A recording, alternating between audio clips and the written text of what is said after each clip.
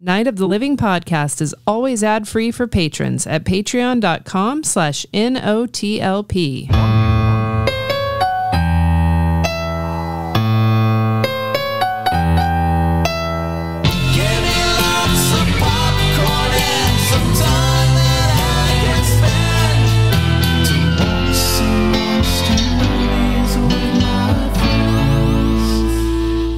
Hey friends, how you been? Not so bad. How you been? This is just me calling to say hey. How you been? Life's not so bad. Honestly, if somebody calls me and even I recognize the number, I'm going to let it go to voicemail. Oh yeah, I'm a champion screener. Basically only my mom. Barely Freddy. Sometimes I don't even want to can answer I call you text before a call. Those are good. Yeah. I prefer that so much. It softens the blow. Welcome to Night of the Living podcast. Boo fun who dis. It's like, no, you can't call. Yeah, you know you're gonna say yes, but also at the same time, give me a fucking second. It lets you take the tingle out of it, so it doesn't tingle so bad.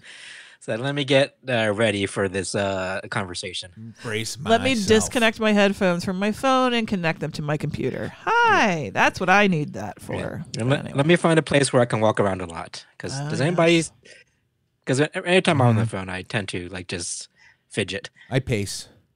Yeah, I don't. That's my preference. I sit and I participate in a conversation with a loved one. I like to move when I'm on the phone. Okay. I don't know You why. do, actually. It's nerves. My nerves. I got nerves, man. Speaking of nerves, today, Freddy, Andy, and myself, Amy, are going to discuss the nerve of them to make a movie out of what was a nice short story and should have been left that way. Yeah. The unmitigated gall. It flirted with heart, Mr. Harrigan's phone. Yes. The story, good story, and Everything Bleeds, right? I think. Is that the name of it? The anthology, I think, is called Everything Bleeds or something. Or It Bleeds. Yeah. Or something with bleeds in it by Stephen King. I knew that at one point in this week. I no longer know. Yeah, right. It fell out of our brains. Mm-hmm. But Mr. Harrigan's phone, nice story. Kind of a weirdly reverent of the iPhone story. Mm-hmm. Works as a book, as a quirky short story. Novella, really, is a kind of a longer short story. Almost moving at points. And then the movie's just move. Is it a spoiler to say you guys did not enjoy it? No. It's not a spoiler. But I enjoyed things about it when we get into it. We'll get into it in a little bit. First up, we call it banter. This is where we just chit chat. Anybody got anything for banter? Great. So I feel oddly set up for banter. Know, right? Yeah. It was like you came out and you swept the stage and everything. You're like, I felt like I was in Frontierland. Yeah, it's almost kind of like telling a comedian, tell me a joke. Yeah, it's like that. Okay, well then I'll start the bantering. Congratulations to our friend Andy and our friend Elise. Yeah. Who fucking completed an awesome, adorable 5K with the most adorable medal and just the most adorable all around. It was for butterflies. Butterflies. Pollinator. They wanted the butterflies to get together in celebration of metamorphosis. Yes, thank you guys for coming out. It was an enjoyable time. Even though literally the day after I got a cold. Well, the medal is the coolest medal I've seen in a long time. It's terrible. A white medal with a butterfly. It's in the shape of a butterfly with all this rainbow of colors to make the butterfly. Okay. And then it has this beautifully offset butterfly. Was it a mushroom or something? There's something else it's offset with. It's just that one of the designs that connected to somewhere in my childhood, like in the end of Ratatouille, when the food critic eats the ratatouille and he goes into some wormhole into his childhood. Yeah, your medal was that for me. Whoa. It was just funny how you worded it. It's like, it's the best medal I've seen in a while. It's like, have you seen it? I see medals. I don't win them. I look at other people's. Yeah, I like looking at medals. I'm weird like that. Like, we save things like badges and medals, and some of them aren't even ours. We got all kinds of weird shit in this house. Yes, yeah. I agree. Medals are very nice, but I don't know how many I've seen to make a distinction. That's the best medal I've ever seen. Yeah. Oh, the Disney medals look awesome too. Yes. You mean just like on a marathon medal basis? I mean, guys, come on. I'm not a marathon person. I only know what the flying pig ones look like. You know, Andy I think it's because I worked with so many people that were runners. I do not. When I was in an office job. And it is, I just remember thinking so many times, I'm like, God, how much did it cost to make that medal for this charity event? Well, you pay for entry. You do, but what I'm saying is, like, isn't that the entry fee supposed to benefit the charity? And then sometimes they make these it's outlandish. They're not made of ostentatious gold. medal. I assume they're just made of whatever cheap metal they can get. They're made of unobtainium. They're made of that stuff they made. Remember at Spencer's, you'd get your Ankh necklace back in the 90s? Oh, and lead. whatever metal that was that you could just break in half immediately with your bare hands. Flexible steel or whatever it was. That's what they make them out of. Yeah. That makes sense. It would chip away. It's just cheap as shit. Make your neck green. But you had to have the Ankh because that was cool, or a yin yang. Oh my god! It's like, I'm so glad I stole this. I'm so glad I didn't pay for this. My dad had he had some 70s, like bling, which is like gold chains and stuff. But he had like this one. It looked like a sperm swimming kind of, but I think it was supposed to be like a twisted horn or something. What? And then he had one that was like the male symbol. This was like disco era. Phew, Fred. Oh my god. He had some high karate bottles in there with all that You jewelry. still have all that? No, I don't think so. I mean, it would have been weird for him to have held on to it because to me it was larger than life, but to him it was shitty old jewelry and cologne stuff. To me, it represented that whole era. Right. They were artifacts of a bygone time. Really? Yeah. That's why when Anchorman... They were historical artifacts. They need to be in a museum. Well, Anchorman nailed that stuff. Yeah. I think perfectly. When that movie came out, I was like, this is Dad's dresser come to life. Yeah. I don't think... Because to wear a medal that big or a medallion that big, you need to unbutton your shirt. And I don't think people are doing that anymore. Hell yeah. We need to bring it back. It's sexy to have a deep V and a hairy chest and put chains on it. Then you got to pull the chains out of the hair later, and you just basically just leave a trail of like blood, torment behind you. Can't wear it in summer either because that would just burn you real good. Yeah, you get the green. The dude on the prowl for like ass look. Yeah. I don't think would fly with Gen Alpha. No, I don't know. It works only if you're a gay man. Gen Z. It works specifically. I think a gay man can do that, and it works in a way where you're like, look at that guy go. Mm-hmm. He is just tearing through some ass. So, for any of our gay listeners that have don't put that on us, or not a question, but want to correct this, please God do. Email Freddy at otp.com. Some looks don't come back for a reason. Yeah. And I think that might be one of them. Yeah. The like the matador pants and the Cuban heeled shoes and like a man blouse. Basically Saturday Night Fever semi-formal. There's a lot from the 70s that is good. Yeah. And there's a lot from the 80s that is good. But some of the worst shit also comes from those decades. Yeah. Also, interestingly, about our main attraction when we get to it, it is obviously set in, they tell you what years late it 2000s. is, as it bounces around the late 2000s. Did you forget? My brain wait. He's doing that Trump thing. He just got to listen to music for a second. Stop. Yeah, just listen to that music for a while. Then I'll say Bigly. Let's see, and then I'll come back online. It's a movie that, other than blatantly telling you what era it is, and it feels not of the era, which is a common King thing, I think. Like it somehow still feels like the 70s. It is. No, it's still the kids. Spirit. It's still the kids in the 50s in Derry. Right, or that, yeah. All of his characters are those kids because that's when he grew up. Yeah. For all we know, Maine could be like that for real. You just don't know it. That's true. You know, states are weird like that. Sometimes it's like a whole nother country. Weird like that. Yeah. Really think about it. In Europe, another state is another country. Here, we just presume all of our 50 states are somehow culturally aligned in some way. Hell, even within our city is big cultural differences from the west side to the east side to the north. True. From the windows to the very walls of the Columbus State House. Yeah. You know those awful West Siders. The greater Cincinnati area. So good. So good. Good. I love it too. Cincinnati, you mean? Yeah. It's delicious. One of my favorite places. So yes, we did that. Andy's amazing. Elise is amazing. I'm very proud of them. Me too. Are you going to be all right? Oh, nope. Oh, Andy's. Oh. That big sneeze. Andy's getting over a cold. Andy's got some cold nastiness to do. They had a stuffed pretzel at this thing because, you know, I'm not there to run. Well, you're there to be a supporter, an athletic supporter. And to look for food. The stuffed pretzel was just like a pretzel bun, and somebody just put a bunch of like canned nacho cheese in it. It was terrible. That is not a stuffed pretzel. No, it was not very good. I don't They agree. were so proud of it.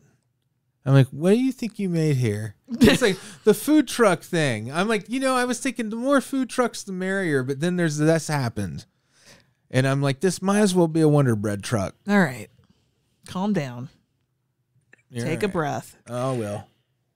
Yeah, take that, random food truck. Your pretzel balls are awful. On the flip side, positive, there was a lady there selling homemade little loaf cakes for like $7. They were awesome, and you got a lot for $7. So you had a good run? Yeah. Yeah. It was very hot. Yeah.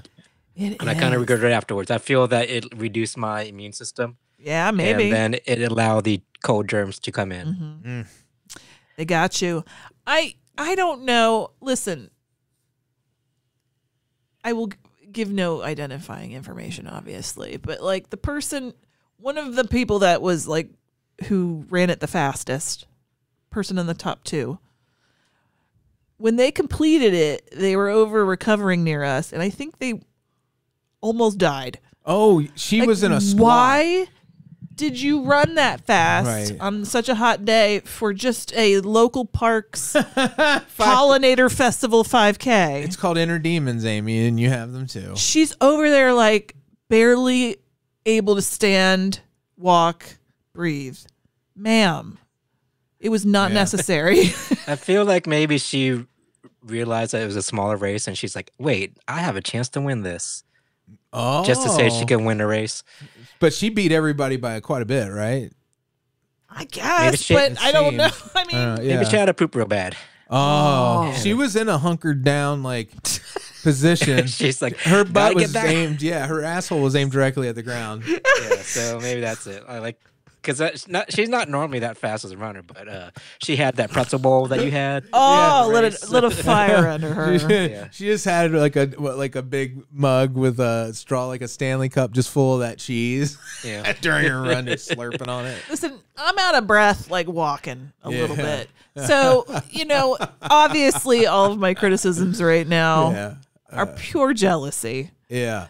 But also, why do you do that to yourself? People are different, Amy. I refuse to believe that. Yeah, I know. I don't like it. Yep. Some people It's become like, a real problem for me, and I'd like to discuss it with the manager. Some folks So like what is pork chops.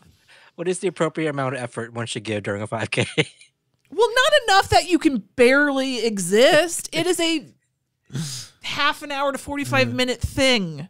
You're saying this feels like someone in a community basketball court breaking the backboard on a dunk? Yeah, it just felt unnecessary. Yeah. But listen, none of my business. Except I just made it everybody's business. It's an interesting conversation nonetheless. I guess. I just sound salty. Showboating. It felt like that. Showboating, making yourself sick. That lady was pretty salty afterwards from that sweat. I'm telling you, Andy, you get it. She was so wet. She was like Ronald Reagan in that Land of Confusion video. She was that damp. I'll tell you, like we did last week, this week we will update you on the new dogs we have encountered in the last week. At the park, at the event where Andy and Elise ran, we did see a giant fucking Newfoundland. The biggest thing the widest dog I've ever seen in my life. The width of this dog was impressive. And when it walked, it swung its hips in the most dramatic way. It was so elegant. They look back at you with like eyes perked up. There was sass in that ass. It was gorgeous. It was the kind of dog you want to roll around on the floor with. But then it crushes you. And then you're dead. Yeah. But that dog's 200 pounds if it's anything. At least 200. Yeah. Any other dogs we encountered? We saw that Irish wolfhound. Oh yeah, I saw an Irish wolfhound. That was cool. Those are enormous. And skinny. I told Amy, like, I feel those Irish wolfhounds look like people that got turned into dogs. Okay. When Andy said this, I was like, okay, we'll talk about this later. Yeah, let's talk about it right now. It's time. It's like I want to like go up to them with like a board or something and like, do you need help? And they can indicate. They're like, get the amulet. Yeah. I need the amulet or I can't return to human form. So what about an Irish wolfhound makes you believe there's a person trapped in there? Because the size of their legs and their shaggy hair. Okay. Is it the personality a little? Yeah. Because they are very serious. Like maybe they are a person trapped in a dog. and they look like bedraggled a little bit. Yeah, they're like tired. They've been through some shit. Yeah. Yeah. Like, what a fucking treat, though, for a human being. I can't. To be a dog? Yeah, man. I don't know, man. I don't think I'd Not a treat, but not terrible. I mean, there's worse things that could happen. Just get your belly scratched. Yeah.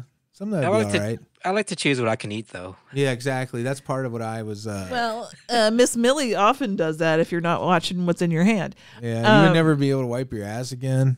So you'd only be able to drag it on carpet. I've seen Elsa wipe her ass on the gravel out there. You never have another shower. In fact, you'd probably hate baths. All right. I'm just saying, of all the things you could be turned into. Yeah. A dog ain't bad. Yeah. But Andy said that... So not even a Great Dane. It has to be an Irish Wolfhound? Yes, it has to because of the hair. And the hair. The long aching look in his eyes. And the long aching look. Okay. All right. What was his name that played Odo? I'll investigate this. Rene Aubergenois. They do remind me of him too. They have an Odo quality? They have an Odo quality, yeah. And that sounds like a dog's name. Yeah, Odo. It's a good name for a wolfhound. Odie. Or Odie even, of course. Odo is a good name.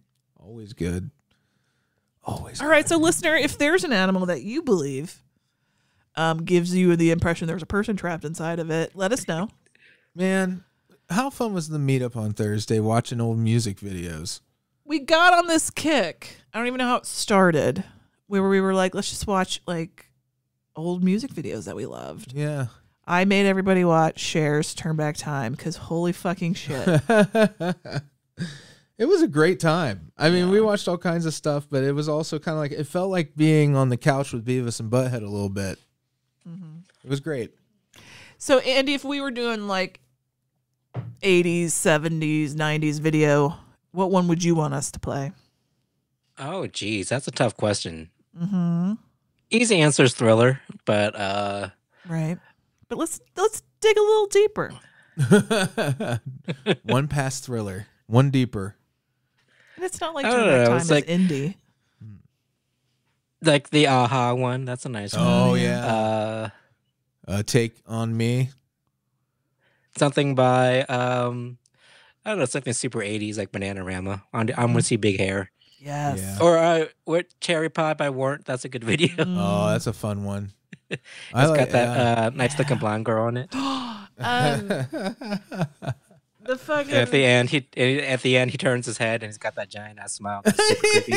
Yeah. Oh, Black Hole Sun would be a good one. Oh my God, Black Hole Sun. For a little viewing party. Holy shit. You just got to go back and really see something like for instance, it's not a music video, but lately on YouTube they have this 24/7 live Pee-wee's Playhouse channel, and it also has that vibe of like that 90s music video kind of anything goes thing. I miss that. I feel like I'd love somebody to kind of bring that back a little bit. And it's prime time because all the kids love 90s stuff, but they haven't embraced 90s style as far as creating shows and movies and things like that. I'm hoping that'll kind of creep back in a good way. What does that mean? I mean, it means like doing things on low budgets, doing things in front of audiences, live audiences. A lot of that's already happening. Yeah. You just don't know about it, old man. I just don't know about it. Yeah, Are they making probably just out of zines? touch.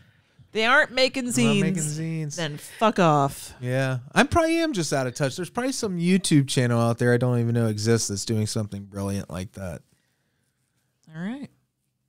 Go send it at me, algorithm. You have my permission. You think the algorithm just heard you and they're going to send you some things now? Send me some good shows to watch. Some independent, creative stuff. All right. Well, that's fantastic. Would we like to discuss anything else? Are we ready to go talk about Mr. Harrigan's phone? Yeah, I'm ready for some Mr. Harrigan's phone. What do you think, Andy? I'm ready for talk about a super long movie. All right, sweet. We'll be right back. So, Mr. Harrigan. Turn the lights, it's the main attraction.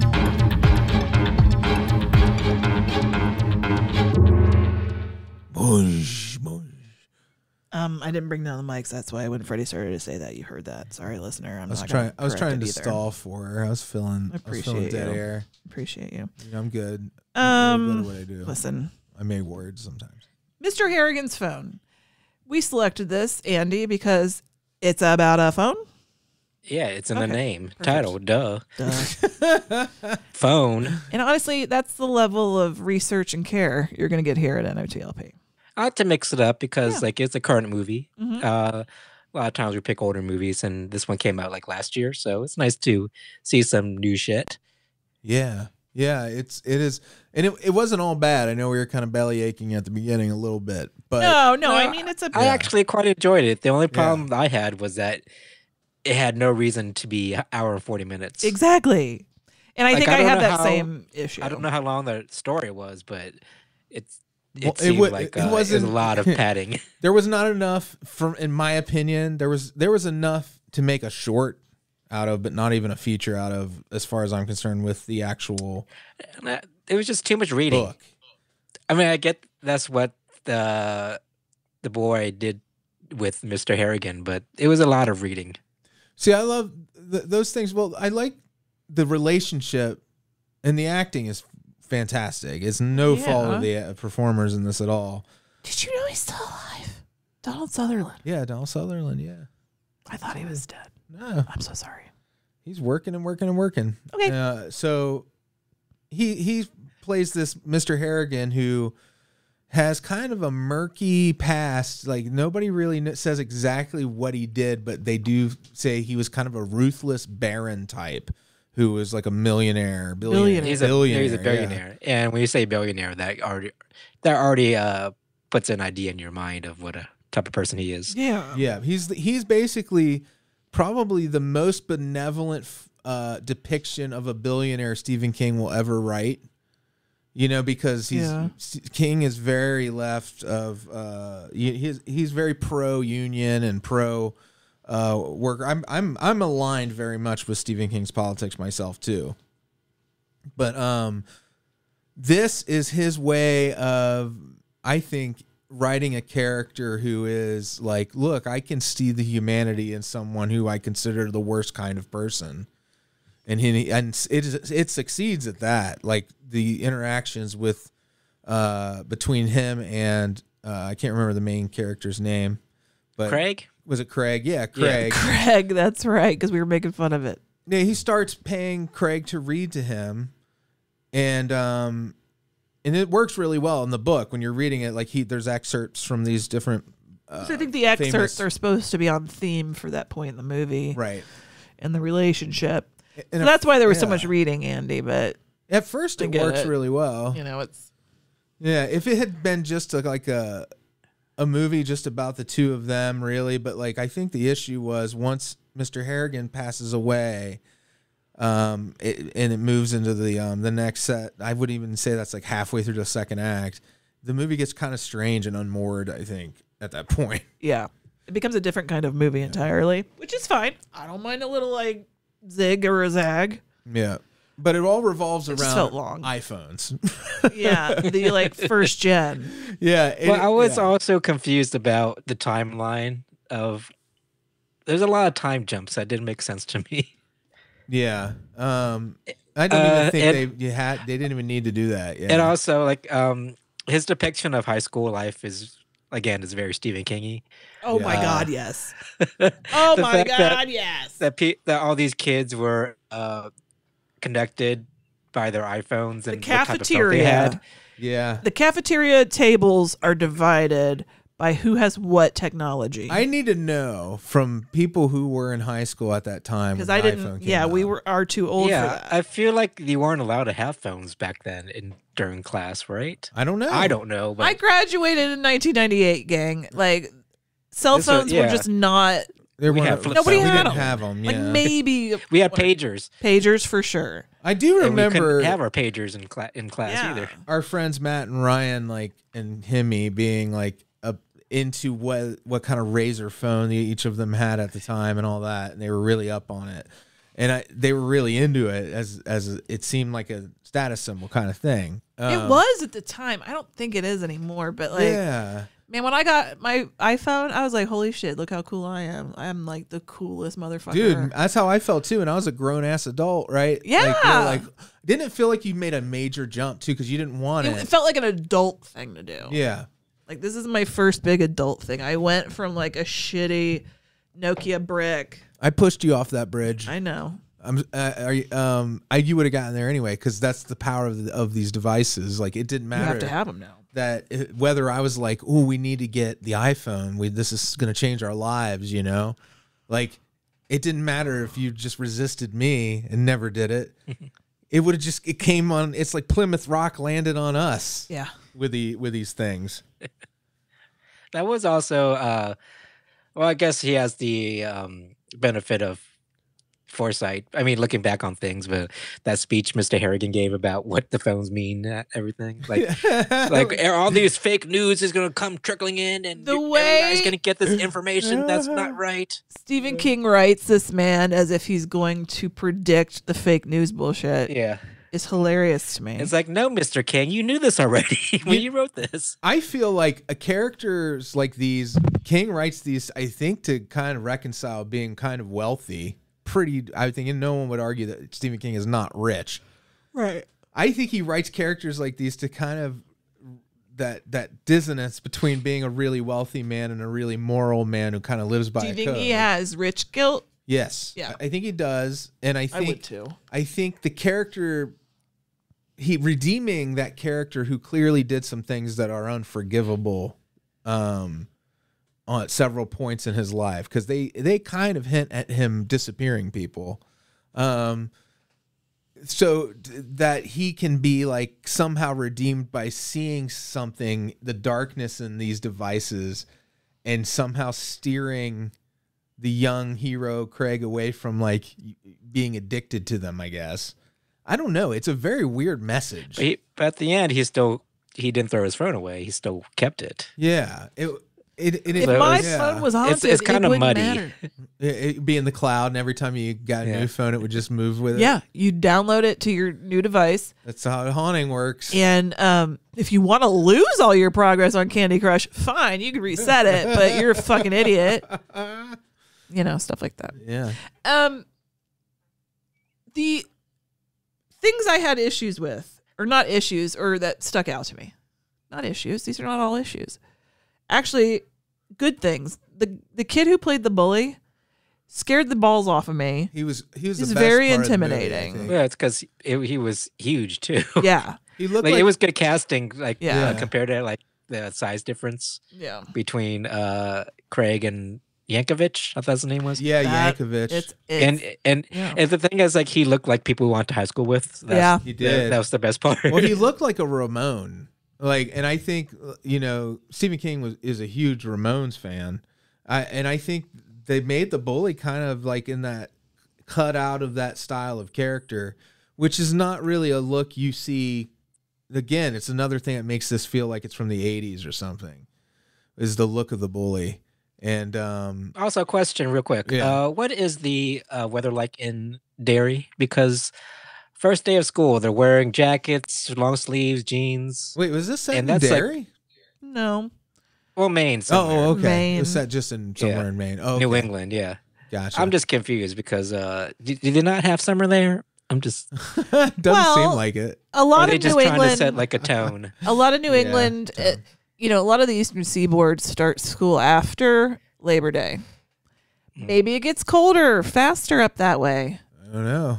Dave, Justin, if you're listening, Let's just Google it.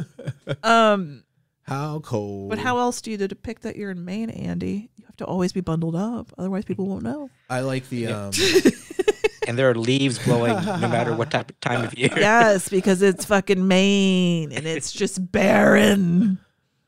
I think the bully character is the first time he uses the talking to. Well, we didn't really establish the Mr. Harrigan and being buried with a phone thing yet, so I'll hold off on that. So yeah, little Bill Denbrough finds Craig. Fucking Craig. Fucking Craig finds Mr.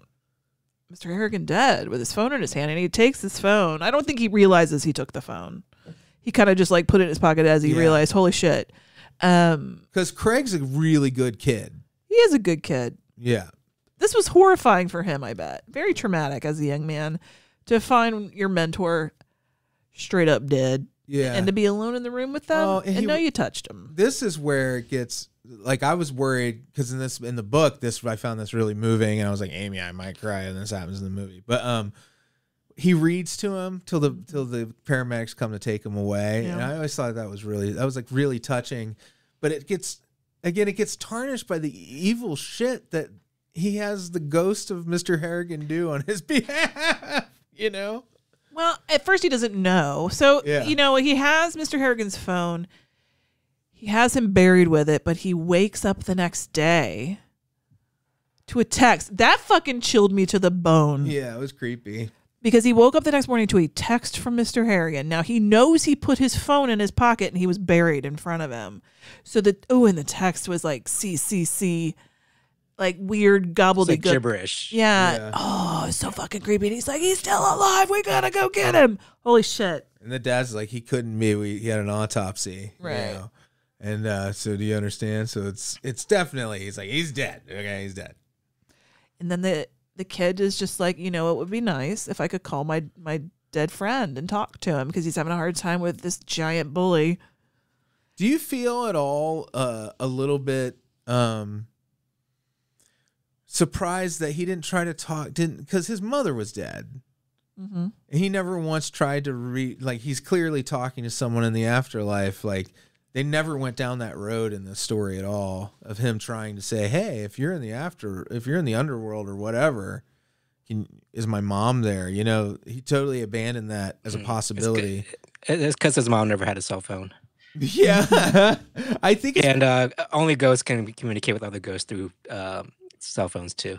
well, also there's on the serious point though, like I think the reason maybe is he establishes in the beginning he completely avoided grieving his mom at all. Yeah. So like maybe that's why he's like hadn't even accepted she died and he had to go through all it. But I mean that doesn't excuse how maybe schmaltzy and whatever this movie became. He was worried that Mr. Harrigan would say that like she's not here and like he's in a different place than her. Yeah. Because Mr. Harrigan is obviously not a good person, and if there is an afterlife, then he'll probably be in hell or limbo at least. Yeah, it's hard to say. I mean, who knows what it is, yeah. right? The entity. I don't know. I haven't read the story, so I don't know like how, is it super underlying clear or is it just something supernatural happening with Mr. Harrigan's phone? I don't know, but They never definitively say. I don't yeah, think- it's his perspective. It's Yeah. just like in the movie. Mr. Harrigan, if this is his ghost and he's exacting deadly revenge on this kid's behalf, it's kind of cute.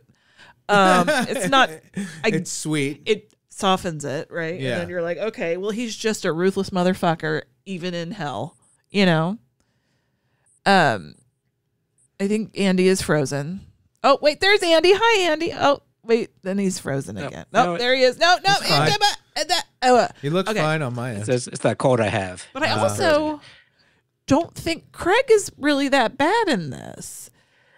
The first time it happens, he doesn't even realize it. He's just talking to vent his frustration with the bully. The next day, the bully's dead. He didn't mean that. Oh, right. No, and it's reasonable. Like, And then the next time, he is in a like rage, right? Like he's in a. his favorite teacher, is killed in a drunk driving accident, and the guy gets off. So he says, plus, like, "Let's kill him."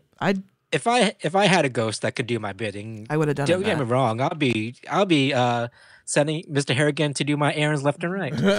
Many of you would find yourself meeting Jesus Christ. Wow. No, I'm kidding.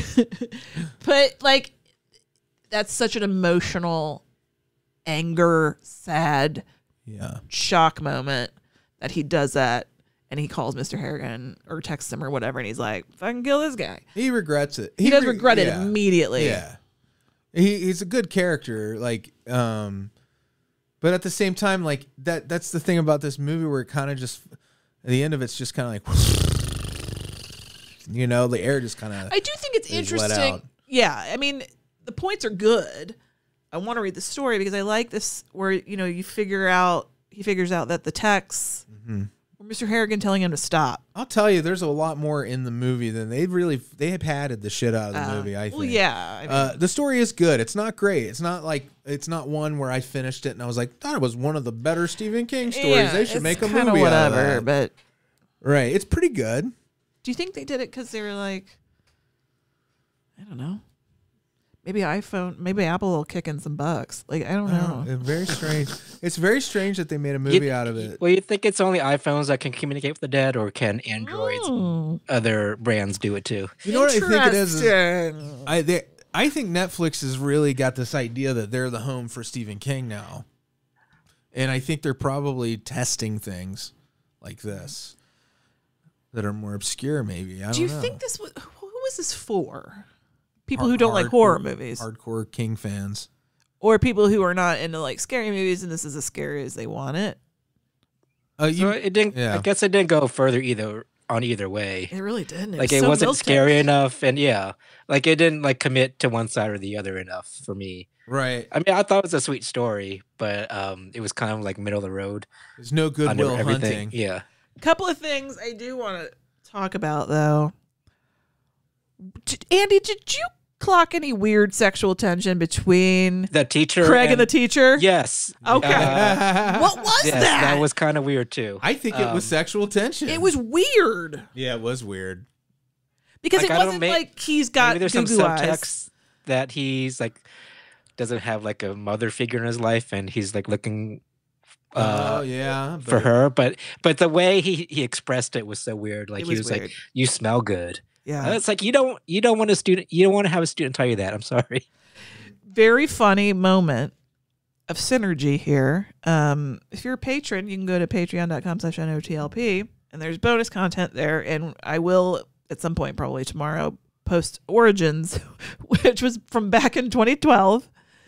With Kelley going, why can't I tell a lady she smells good? What's wrong with that? I mean, he gets it now, guys. But so fucking funny to me. But like, it wasn't just on the part of Craig being weird toward his teacher. Like, I felt the teacher was kind of being weird toward him. I did too. Yeah. It was coming from her too. Yeah. Yes. Yeah. I thought it was weird. I'm like, are we going to do like a Dawson's Creek? That's what it felt like. It felt Pretty like Little Liars. What are we doing here? Gross. He thinks that phone is too haunted to donate. Like, he won't donate the phone because he thinks it's haunted with Mr. Harrigan, and he can't like let anybody have it. Falls into the wrong hands. Yeah, like mine. Dear Mr. Harrigan, kill Freddy. So then, like, the movie ends with just a cheesy ass like montage of him growing up and going to college. Yeah. After all of this happens, and he's leaving home His dad's standing in the driveway, waving goodbye as he takes my off down the God. street. This And moment. he fucking looks in the rearview mirror, and there's his dead mom too. It was like Jedi. She's there. But it was the execution Uh-oh. was so bad. Yeah, Like, it was a cheesy moment. So Andy, but, you broke up the a way little they bit. did it- sorry. Did you say the execution was bad? Yes. Oh Yeah. God, yeah. It was just so cheesy. That was upsetting. Like she like at least the ghost mother didn't put her arm on the dad's shoulder and my like they waved goodbye together. Or like she didn't like At least twinkle that and she glow. should have happened, blown but- away as ashes. Like, Yeah. Yes.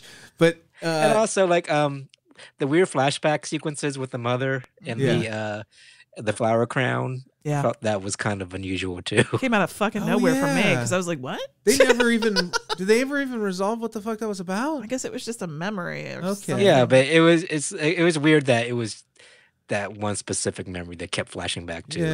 Yeah. There's that talking about the rear view mirror thing. It also the way you were saying the execution of it is it looked like they had a weird like blank green screen insert. Yeah, Yeah. that's Right? what I'm saying. Like, Yeah, it looked so She was all weird. but like slightly green around the edges. It was real weird. It was man. bad. It was a bad moment.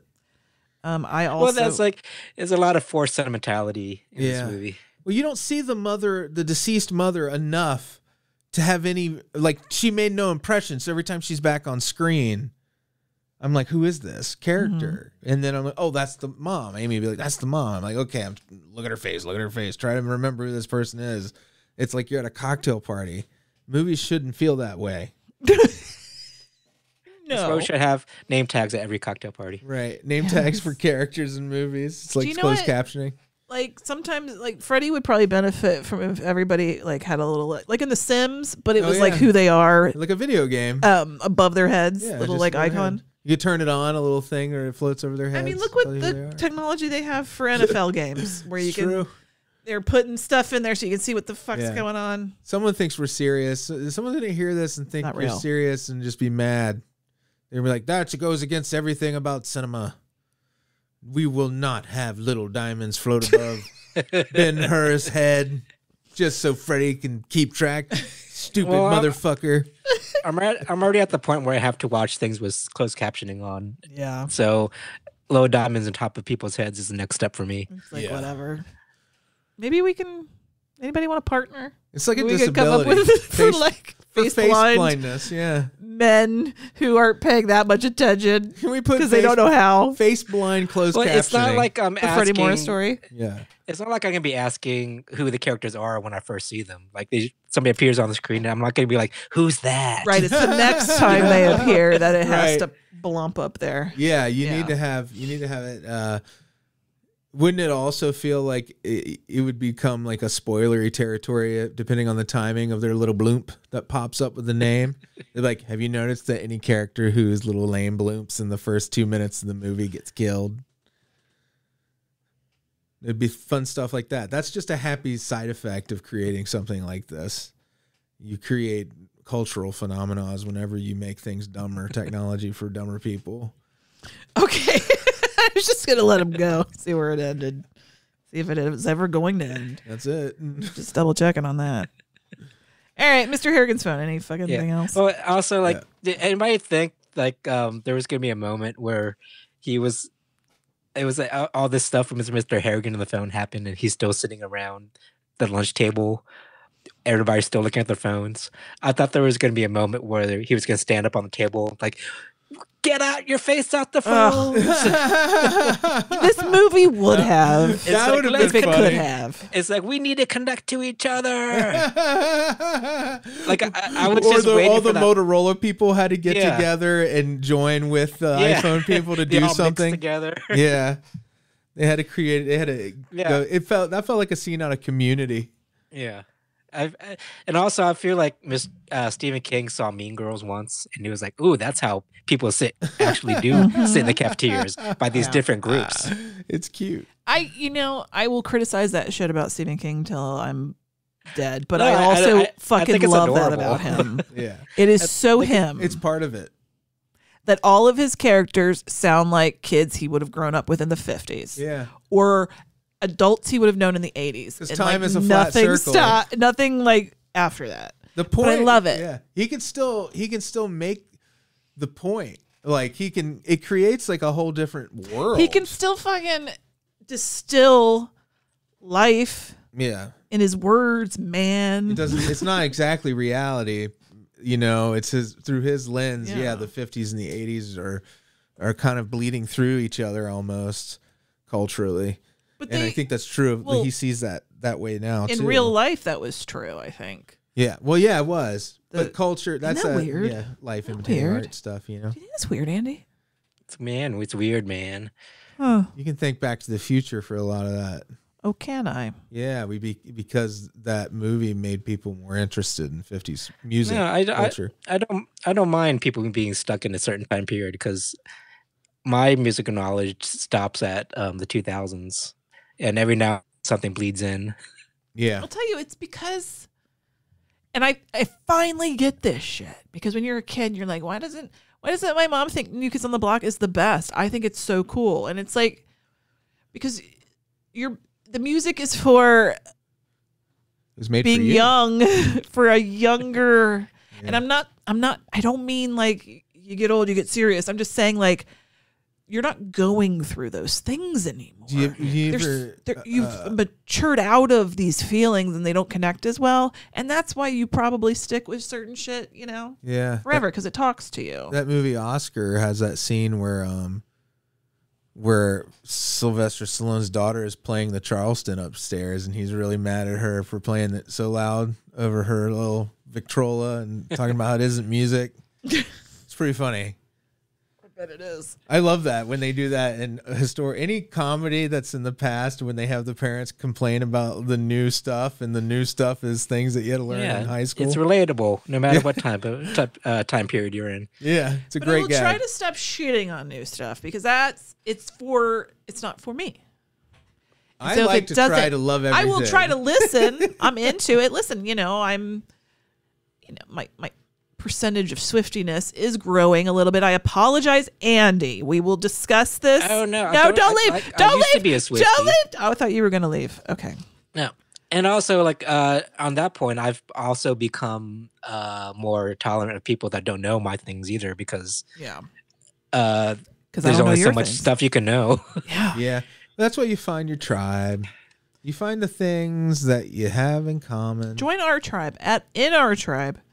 If you want to watch LA Law or if you're watching the new Fallout show, you belong. Oh, is that good? Fallout? I haven't watched it yet. I've heard it's really great. But LA Law is great. La La. La La. I can't remember how the music All right. Mr. Harrigan's phone. Are we? And yes. It's an okay movie. It's fine. It's fine. Sci-Fi. If you're a Donald Sutherland fan, and why wouldn't you be? He's great. There he is. Oh, that is also some good house porn too. That's a good.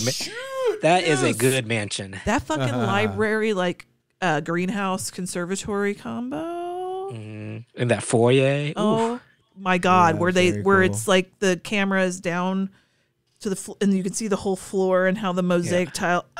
Yeah. So these are good. Like how some mansions are just like ew, gross, right. But this one is cozy. It's perfect. No notes. I wonder what Andy's thinking of when he says "ooh, gross." You're thinking of mansions, Greco-Roman style. Kim mansions? Kardashian, solid those beige. modern ones where everything's so sterile. Oh, I see. And marble everywhere. Yeah. Gross. Yeah, with you. I need wood. I need wood. Yeah, me too. My mansion would be a log cabin, but it looked like a fucking mansion. Ooh, then you need to watch Outer Range. Okay. One of the characters has that. Thank you, Andy. Next week, we're going to have a pick from a listener, and that will come up for our final episode of Buffon Who Dis. Yeah. And congratulations, Dustin. You get to pick, and we'll be in touch. All nice. Right. At the end of every show, we say hi to our Beelzebubs. Patreon.com/NOTLP is where you go to do that. Kids are. We have extra stuff there, extra content, and then of course there's merchandise that you can earn through your monies. But the Beelzebubs, they get their names said, whether they like it or not. But if you don't like it, just let me know. Because I don't want to hurt anybody's life. Matt. I did the Wordle. I did surprisingly well in that fucking Wordle today. That's a weird word. Okay. Branan and Emily. Jeffel. Iona Goodwin. I own a great one. Dr. Brian. I lease a great one. Old Dirty Bill Sturd. Bill Fahrner. Blayne Yogurt. Jordache Jeans. Monica. Jeremy. Cassie. Gamora. Ernest. Or Ernie. I don't know why I felt so formal today. And Dave. Okay. Thank you so much for listening. I'm going to hit this button that will play the music. You guys tell the people how you feel. I was just rubbing Elsa's belly that whole time you were reading people's names, and it's nice. Well, I hope everybody has a lovely Memorial Day weekend. And we'll be back with you in a week. Fucking love you guys. All right, bye, everybody. Bye. Frankenstein was wondering if he should go to